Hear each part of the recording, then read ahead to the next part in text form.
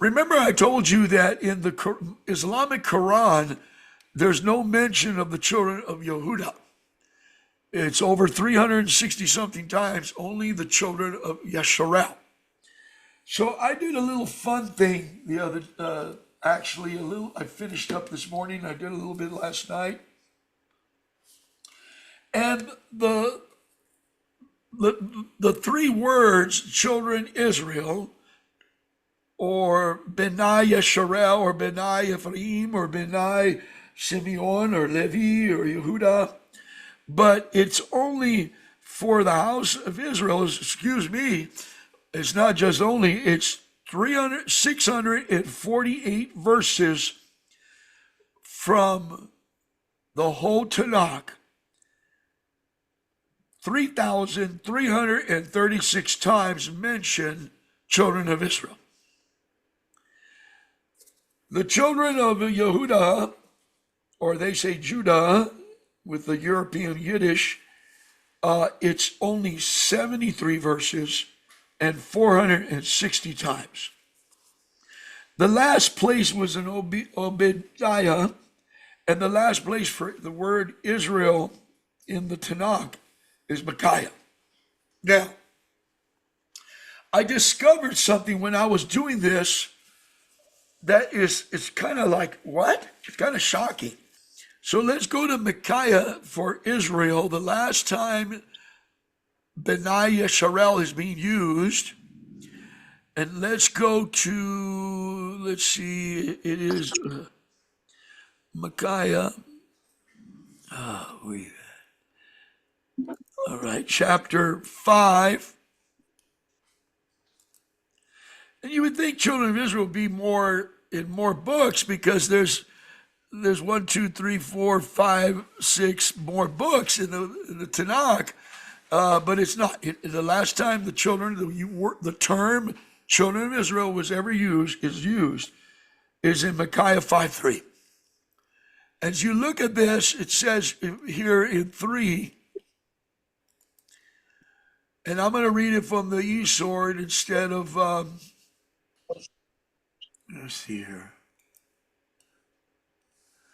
Therefore he shall give them up until the time that she who is in labor has given birth, and the remnant of his brethren return to the children of Israel.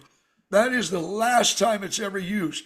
And in verse 2 it says, but you, house of Lechem Ephraim, you who are little among the clans of Yehuda, out of you shall come forth to me the ones to become ruler in Israel, and his coming forth are of old from everlasting. His appearance, the Mashiach. All right?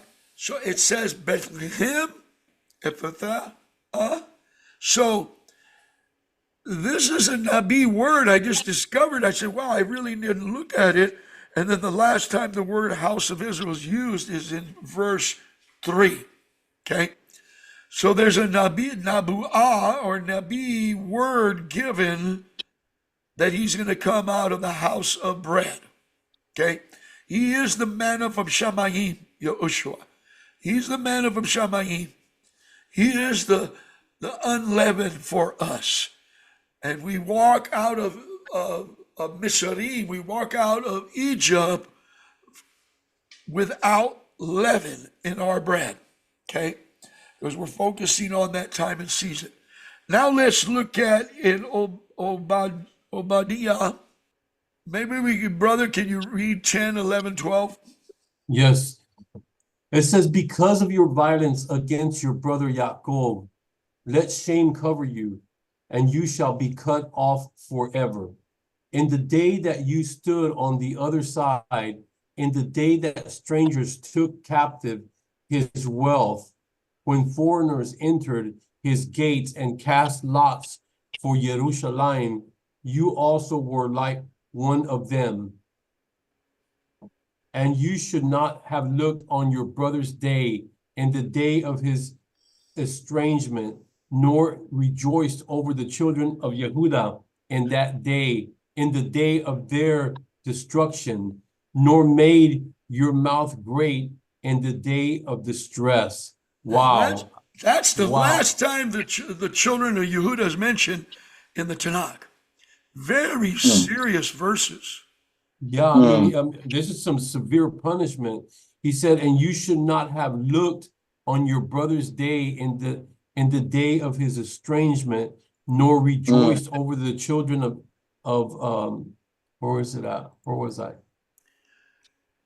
Oh, Over I'm the sorry, I children of put in King Yehuda. Imus. In the day of their destruction, neither shouldest thou have spoken proudly in the day of distress. Those are some strong words. Now, in this where it says here, let me move this around this box, that he became a stranger. Now, this is not a Germanite. This is not a goy. This word is nokri. Nokri. This is a word where you use for a woman that's a prostitute or an alien. In Israel, if you're in Israel and you're walking the streets and you could say, oh, that one looks like a goyim. That one looks like a goyim. Oh, that one looks like a nokri.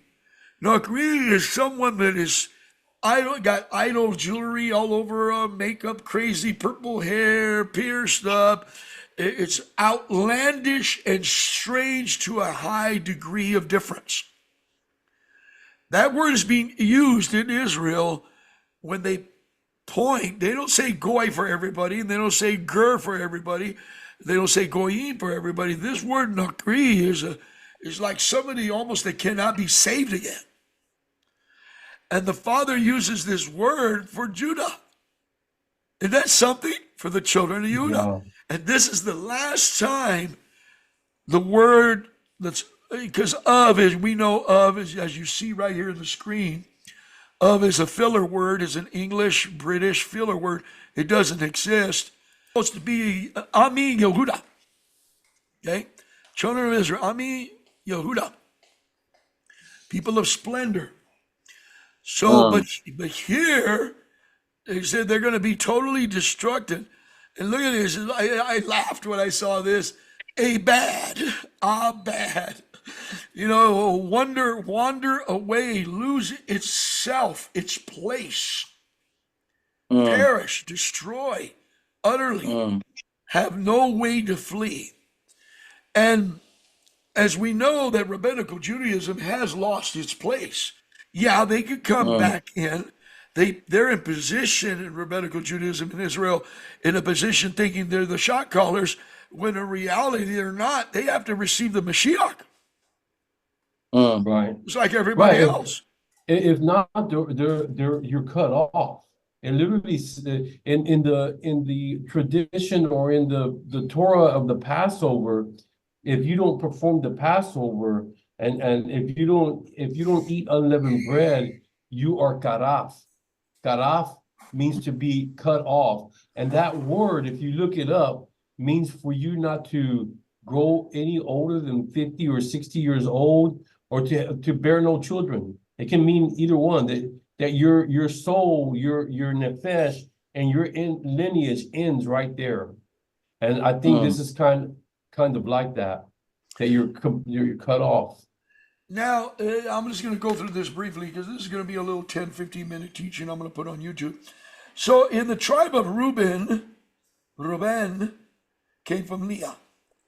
There's 30 verses and 232 times where it says Beni Reuben, children of Reuben. In Shimeon, there's 13 verses only and 101 times. In Levi, that's right, Levi, there's 13 verses and only 44 times. Of course, Yehuda is 73 verses, 460 times. Dan from Leah also, these are all the children of Leah, is 18 verses and only 105 times. Nephtali is 9 verses and 63 times. I mean, that's hardly none, right? 9 verses, 63 times as children. Yeah. The house of Gad is 31 times and 283 verses. or 283 times, 31 verses. Asher is 11 verses only and 72 times. Well, that's amazing. And Yeshakar from Leah also is, you get this, 3 verses and 32 times. I mean, that's very little mention of the children of Asher, of Issachar. Jebalim is mentioned 11 verses, 70 times. Yosef is 22 verses, 160 times. There's a little bit extra there. Benjamin from Rachel is 47 verses, 279 times. And of course, Ephraim, the inheritance of Benjamin and Ephraim from Yosef, is 31 verses, 100 times mentioned. Now, it's amazing. The real reason why I looked it up, I said, look at it, because I remember reading that document about that in the year 800, that Islam only mentions the children of Israel. And then so I said, well, how many times does Israel mention children of Israel? Beni Yisar'el, and it's 648 verses, 3,336 times. And the last verse was in Micaiah 5:3, Micah. So in those two verses from Yehuda and Yisrael, our count are very contrary to one or the other in the last time used. And I said, whoa, that's almost like a Nabi word. One is berikot and one is kind of a curse. So, well, we don't want to go that way because we're not being judgmental. We don't want to speak negative. Because we know people could come into the Messiah, Yahushua, you know what I mean? And receive him and stop being blinded. I want to open the floor. Anybody want to unmute your mic? And what I just shared about those two last times used for Yehuda and Israel and the amount of times children of Israel's used. Anybody want to unmute their mic and add to that? Please do now. I just think it's very revealing because I mean the actual word that describes the children of Israel is Israel, and today when anything is spoken, they say that Israel, that the Jews are Israel. No, there is, because I'll be like, well, there's more than one tribe. There's several. That's a moxymoron. That's acting like Judah was Jacob and Israel came later, you know? Right. Yeah. Right. So it's kind of, it's kind of like being born, like what I was saying earlier, we're born into this system and we hear these things over and over and believe what's in the system. But then the Father, Abba, takes the veil off and you're able to see that what's being presented to you is not right. It's not true. And that's basically what's happening now, is that people are waking up and going, wait a minute, the house of Judah is a great house, and the Mashiach came from that house, but the Berekah is not given to, the inheritance is not given to Yehuda, and it doesn't say that anywhere. It says that the inheritance is given to Yaacob. It talks about some of the things about Yehuda, but once Mashiach came, the way to the Father, the way to Abba, and he came for all the nations, but the way to Abba, for the house of Israel first, but the way to Abba is through HaMashiach, not anywhere else. That's right. No. And it's amazing that there's little things the Father sparks me to do, and it's like, eating dessert, going in the kitchen and saying, hey, I want something sweet, or I want some grapes, or I want some strawberries. You get this urge, but people that are into homeopathic medicine say that if you get an urge for banana because your body says it wants potassium, if you get an urge for grapes, or it wants that food, that nourishment, right?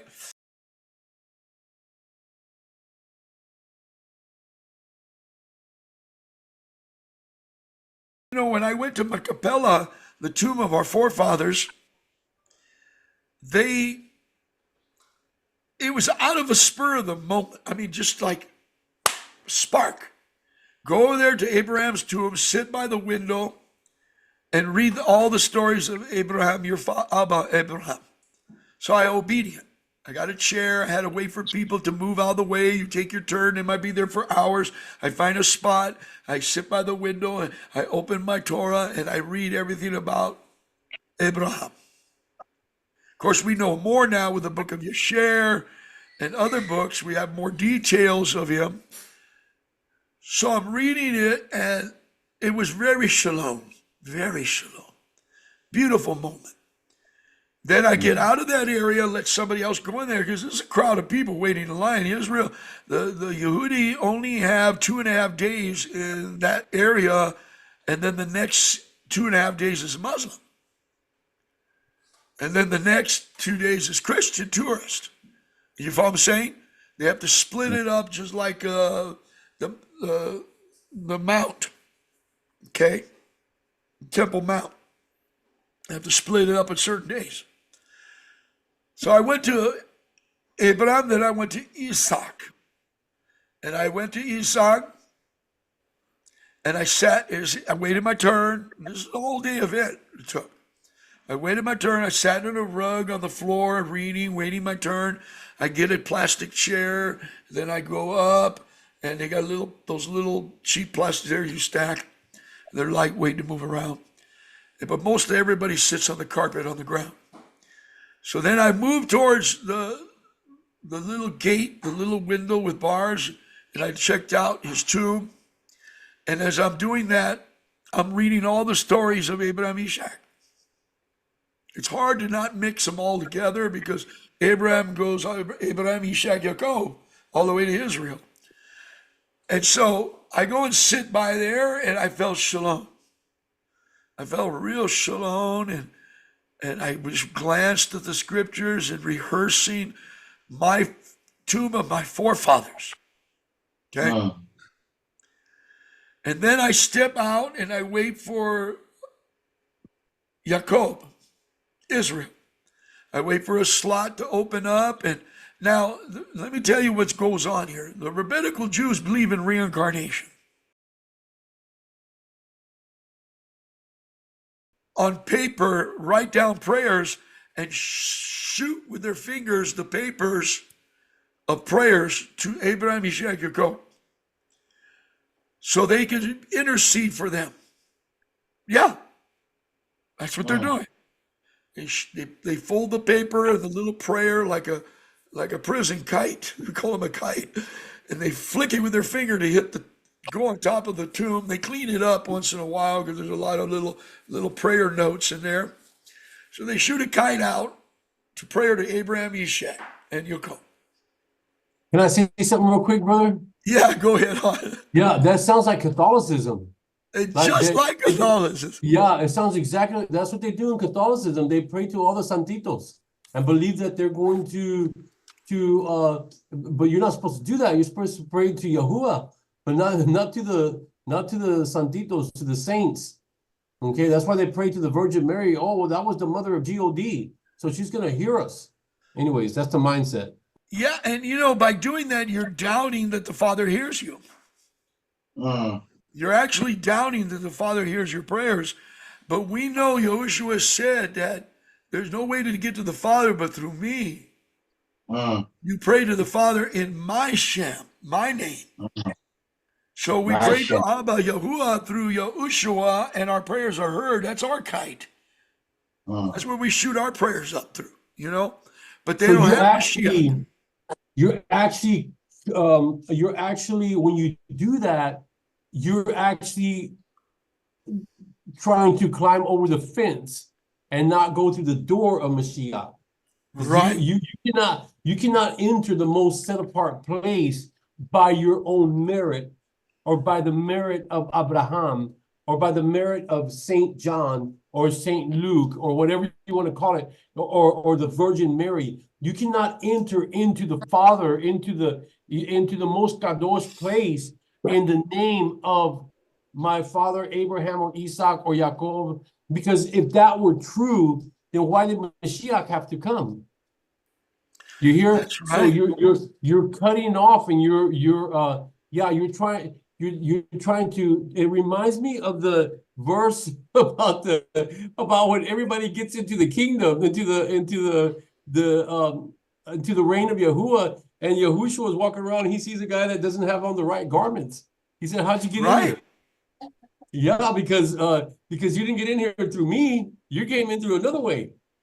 Anyways, yeah, That's that's what good. that Good reminds me input. of.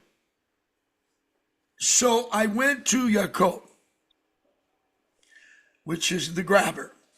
His name was changed to Yisar'el. He's our Abba of the Beni Yisar'el. He is the father of all the houses of the tribes of Yisrael.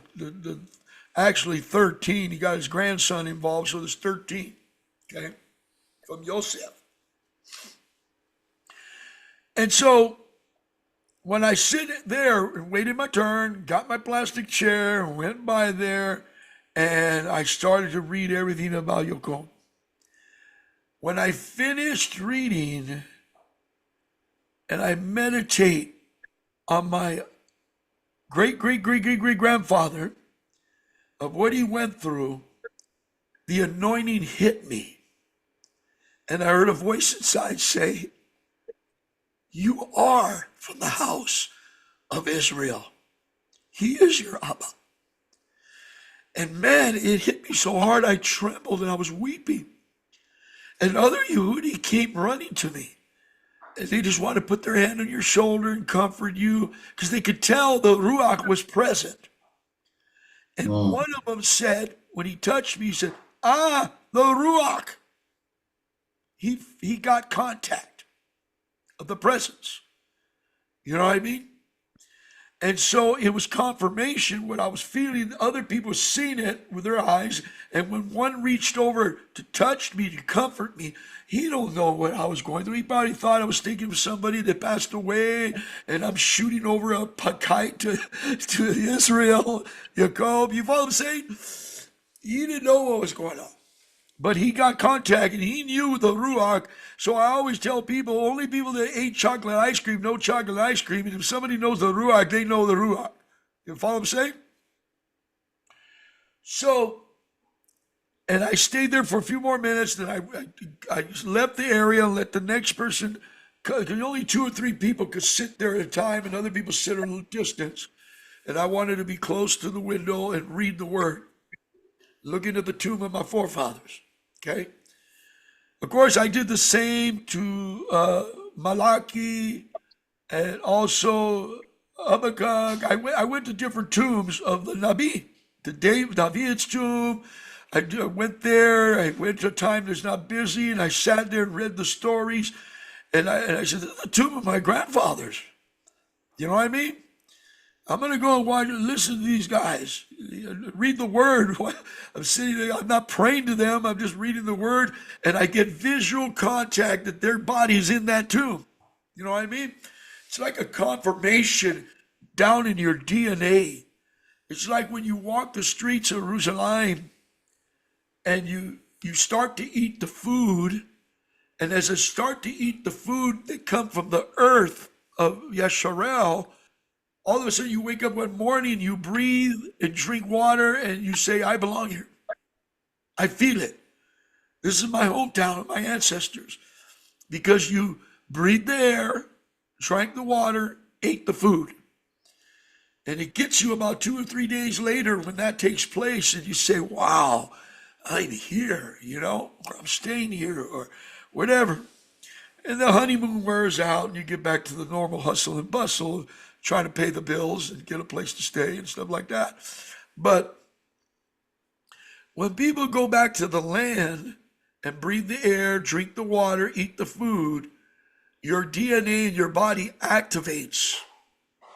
It activates your DNA. Deep under deep is calling us. And of course, the politics ain't right. Some of the locations are not right, but it's still Jerusalem. It's still Israel. Right. And I'm going to stop there. If anybody wants to we're going to go to the next part of this lesson. But anybody want to unmute your mic and share, please do. I'm giving other people a chance, but if nobody I know else, you are. I know you Yeah. are. Just want to confirm your statement saying where you don't know until you know, having that same experience. And it's true, because Emet confirms with Emet Right. in the Ruach. So, and that's what Yahuwah says in his word, that the truth will confirm itself within itself, along with another person by the testing of the Ruachs. So you don't know the Ruach until you have the Ruach. So it's a beautiful, beautiful, beautiful experience to have Yahuwah's Ruach and rightly dividing the word of Emet, his Devar, his word.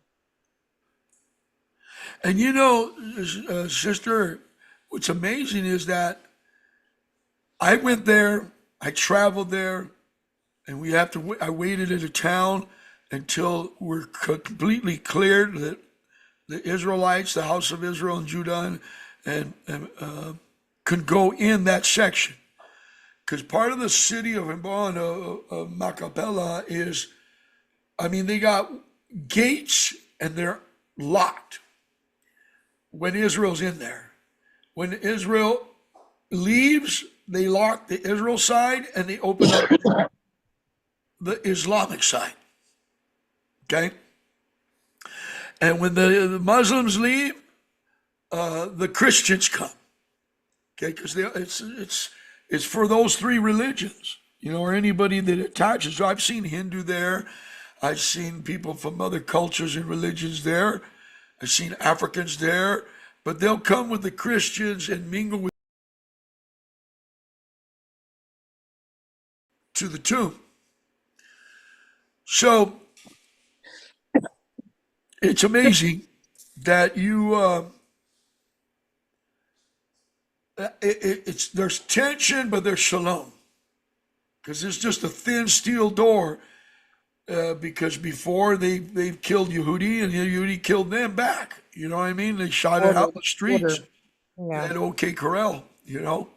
So even at one time, Britain stood back and stood on the hill and let them fight each other. They let them go. At least amongst them, I mean, amongst the three religion, at least there's an agreement amongst the three where there's order, Right. self-control. So that confirms Abba Yahuwah, because Yahuwah is of order. So it's almost like one school with many grades. Right. Nice to know. Amen. All right.